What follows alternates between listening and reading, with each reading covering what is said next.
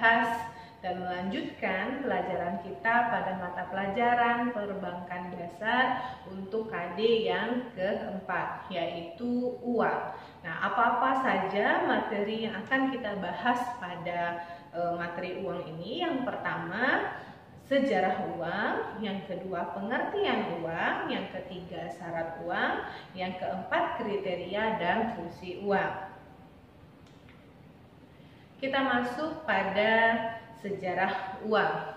Pada awalnya, manusia belum mengenal pertukaran. Manusia memenuhi kebutuhannya dengan cara berburu, bertani, dan beternak. Nah, selanjutnya manusia ini dihadapkan pada kenyataan bahwa yang diproduksi sendiri itu tidak dapat memenuhi kebutuhannya. Oleh sebab itu, mereka mencari orang-orang yang memiliki barang yang mereka inginkan. Maka timbullah barter.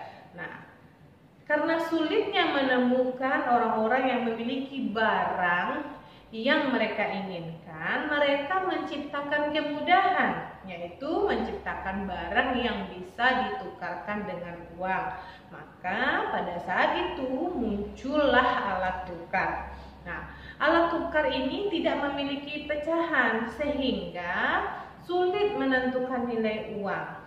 Penyimpanan dan pengangkutannya sulit dilakukan karena daya tahan benda tersebut tidak begitu lama. Artinya bendanya mudah hancur atau tidak tahan lama. Lalu muncullah uang logam. Nah, logam dipilih karena paling banyak digemari dan tahan lama serta tidak mudah rusak.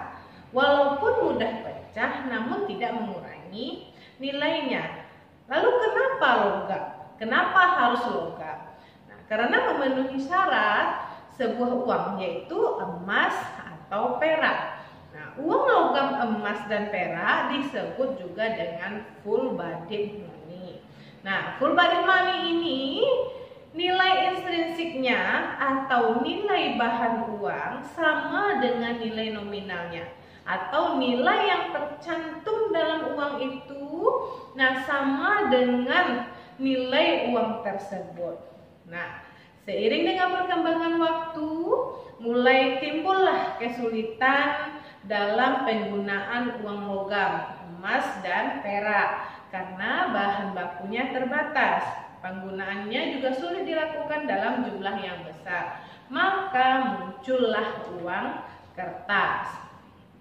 Nah, keadaan ekonomi Indonesia pada awal kemerdekaan itu ditandai dengan hiperinflasi.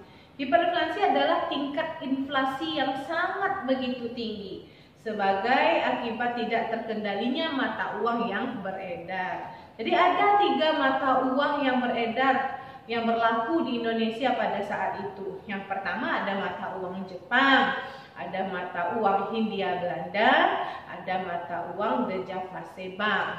Nah, kemudian karena kekacauan ekonomi akibat hiperinflasi tersebut, kemudian ini disebabkan masuknya tentara AFNE atau Allied Force Netherlands East Indies yang menggunakan mata uang NIKA. Nah, mata uang ini digunakan untuk membiayai operasi militernya di Indonesia dan sekaligus mengacaukan perekonomian Indonesia. Kemudian pemerintah Indonesia mengeluarkan kebijakan larangan untuk menggunakan mata uang NIKA tersebut. Nah, karena AFNE ini tidak mencabut mata uangnya, maka pemerintah mengeluarkan mata uang baru yang berlaku untuk seluruh rakyat Indonesia. Nama mata uang itu adalah ORI, Uang Republik Indonesia. Nah, contohnya seperti yang ada di dalam video ini ya, anak-anak teacher bisa lihat contoh uang Republik Indonesia. Nah, sejak saat ini mata uang Jepang, Hindia Belanda, dan Javase Bank tidak berlaku lagi. Nah, itu sekilas tentang sejarah dari uang. Lalu kita masuk ya ke pengertian uang. Nah, lalu apa yang disebut dengan uang?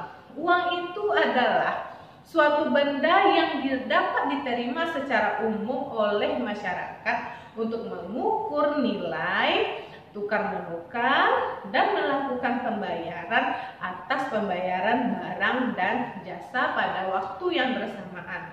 Dan dia juga bisa bertindak sebagai penimbun kekayaan. Itu adalah pengertian uang. Lalu apa syarat-syarat uang? Di Indonesia sekarang beredar uang kertas dan uang logam yang dikeluarkan oleh Bank Indonesia. Kedua jenis uang tersebut memenuhi syarat yang telah ditetapkan oleh Bank Indonesia. Nah, lalu apa saja syarat-syaratnya tersebut? Yang pertama, syarat uang itu harus dapat diterima oleh masyarakat umum. Yang kedua, dia mudah disimpan dan nilainya tetap atau tidak berubah-ubah. Dan yang ketiga, dia mudah untuk dibawa-bawa kemana saja. Dan yang keempat, mudah dibagi tanpa mengurangi nilainya. Yang kelima, jumlahnya terbatas. Dan yang keenam, ada jaminan. Nah, itu yang syarat-syarat uang yang ditetapkan oleh Bank Indonesia. Nah, seperti yang kita ketahui, baru-baru ini Bank Indonesia juga telah mengeluarkan pecahan baru, yaitu pecahan Rp75.000. Nah, kita lanjut kepada materi berikutnya, yaitu kriteria dari uang. Yang pertama kriterianya adalah acceptability dan cognizability, yaitu syaratnya adalah diterima secara umum. Kemudian stability of value, nilainya itu stabil, berperan sebagai uang yang besar manfaatnya apabila nilainya lebih stabil. Kemudian portability, berperan sebagai uang yang harus mudah dibawa untuk urusan tiap hari. Nah, yang keempat ada durability. Dalam transaksi, uang akan berpindah dari satu tangan ke tangan yang lainnya.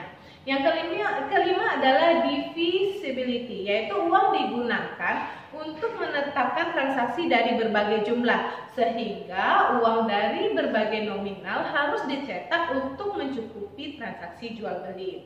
Yang keenam adalah elasticity of supply. Jumlah uang yang beredar harus mencukupi dunia usaha. Itu untuk kriteria uang. Jadi sekian dulu materi kita pada video ini. Kita akan lanjutkan materi tentang uang pada video berikutnya. Sampai jumpa.